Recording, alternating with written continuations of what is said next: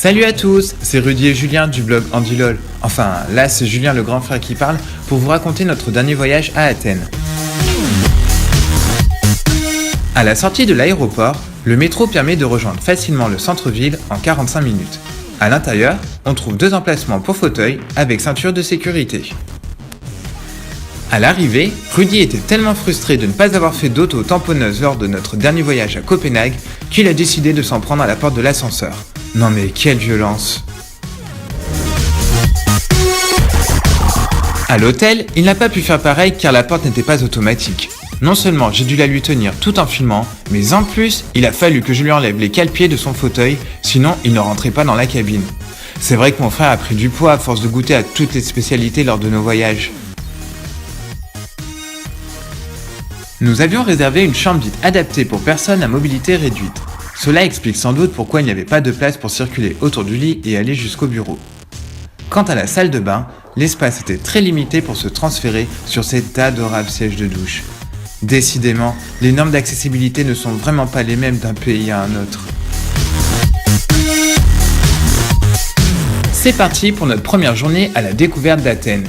Il nous faut d'abord rejoindre le métro depuis notre hôtel et Rudy se retrouve très vite confronté à une première épreuve. Qu'à cela ne tienne, 2 demi-tours plus tard, ce n'est déjà plus qu'un mauvais souvenir.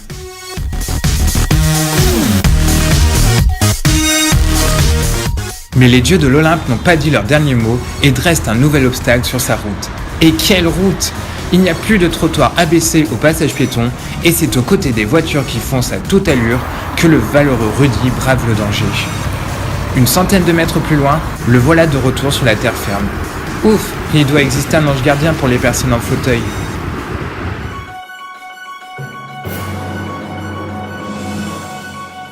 Cette fois ça y est, nous voici au métro. Ici, pas de portique de sécurité compliqué à passer et en plus, pour aller d'un étage à un autre, les ascenseurs sont munis de 2 boutons d'appel. Pour une fois que je peux laisser mon frère faire le travail, je vais pas me gêner. Comme nous l'avons vu à l'aéroport, les rames du métro sont au même niveau que le quai et si jamais ce n'est pas le cas, ce qui est rarissime, un agent vient placer une rampe amovible pour franchir la lacune. Trop cool! Vraiment, le métro est LE moyen de transport à privilégier à Athènes.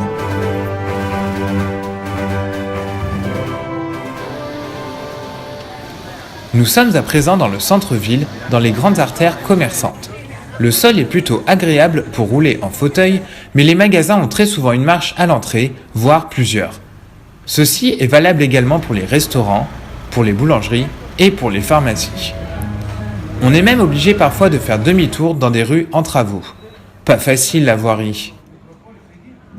Continuons avec une note plus positive, l'accès à la culture. Le musée de l'Acropole, qui dispose d'une belle rampe à l'entrée, en est un bel exemple. Les 3 étages sont bien aménagés et disposent tous de toilettes adaptées. En plus, l'entrée est gratuite pour la personne en fauteuil et son accompagnateur. Le site archéologique de l'Acropole, qui se trouve non loin, nous a réservé quant à lui une moins bonne surprise. En effet, après avoir emprunté un chemin chaotique rempli de bons gros pavés comme on aime, un agent nous a informé que l'élévateur à l'entrée ne supportait pas le poids d'un fauteuil roulant électrique. Quel dommage alors que le site a été rendu accessible par cet élévateur puis par un ascenseur. Il est impératif que des fauteuils roulants manuels puissent être prêtés aux touristes à mobilité réduite et pas seulement ceux en fauteuil électrique. En effet, je me suis rendu seul tout en haut et j'ai pu constater que la voirie n'était pas de tout repos. Heureusement, d'autres lieux tout aussi prestigieux sont très accessibles. C'est le cas par exemple de l'Agora antique, de l'Agora romaine ou encore du temple de Zeus. Quel plaisir de parcourir ces sites à l'aide des différentes rampes. Un bon point également pour la cathédrale qui se trouve dans le centre, dont l'intérieur de style orthodoxe est magnifique. Nous avons bien aimé la visite du stade des Panathénées. C'est étrange, mais ce que nous en avons retenu n'a rien à voir avec les Jeux Olympiques. En fait, on se souvient surtout des toilettes adaptées qui se trouvent juste à l'entrée. Oui, parce que trouver des WC publics adaptés en ville, c'est juste mission impossible. Alors, pour 50 centimes seulement, on s'est précipité dans ceux du stade qui étaient annoncés comme étant incroyablement adaptés, alors qu'en fait ils étaient incroyablement bordélique. C'est du déjà vu dans d'autres pays, y compris en France, alors on ne jette pas la pierre à Athènes, compris ? Mais Athènes, c'est aussi une ville super fun. Par exemple, chaque début d'heure en journée, on peut assister à la relève de la garde dont la surprenante chorégraphie vous fera sourire sans aucun doute. On peut aussi déambuler dans les rues du quartier populaire Exarchia pour faire le plein d'art urbain. Enfin, on ne peut que se laisser tenter par les saveurs locales, à l'image du slouvaki, un plat composé de viande, ou encore par des plats d'influence orientale comme ce délicieux houmous et ce gratin de boulgour. Un mot pour terminer sur les bus, dont certains disposent d'une rampe à déployer manuellement et d'un emplacement spécifique à l'intérieur. Le jour de notre départ, nous n'avons pas pu prendre le métro à cause d'une grève et nous avons donc pris un bus dont la rampe automatique ne fonctionnait pas. Vive la galère!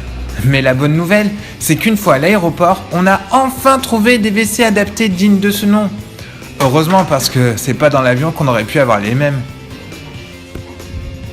Vous l'aurez compris, Athènes est une ville très difficile à visiter en fauteuil roulant, mais rassurez-vous, le descriptif complet de notre voyage avec toutes nos astuces est à retrouver en ligne sur notre site internet Andilol à la rubrique Voyage. Alors bon préparatif!